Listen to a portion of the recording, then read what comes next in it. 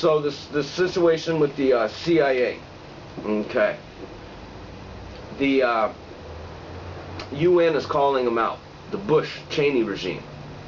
They're saying as a matter of international law, the U.S. is legally obliged to bring the responsibilities to justice. So they're calling on the U.S. Attorney General, Eric Holder, to bring Dick Cheney and George Bush to justice. And Eric Holder said that they're not going to do that.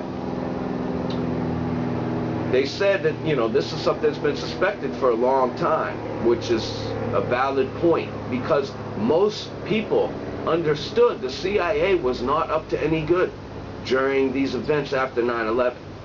And I remember sitting in my computer many years ago, you know, where, you know, I was studying some of these black sites.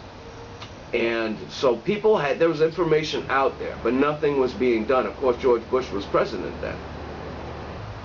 The UN said there was a clear policy orchestrated at a high level within the George Bush administration which allowed to commit systematic crimes and gross violations of international law. Also, the Human Rights Watch is standing up. They say that the report shows repeated claims that harsh measures were needed to protect Americans are fiction. They're calling it a fraud. You know, the American Civil Liberties Union is standing up and demanding justice for the perpetrators, demanding perpetrators be brought to justice. And the CIA had paid $81 million to the two psychologists that recommended this practice, which of course are now standing up and saying the one of them didn't come out. Okay, he must still be hiding somewhere. The other one said that he said, you know, the whole thing is taken out of context, and you know, and he doesn't agree with torture and all these kinds of things. I mean, they're just saying anything to cover their ass. That's what this is all about at this point. Anything to cover their ass.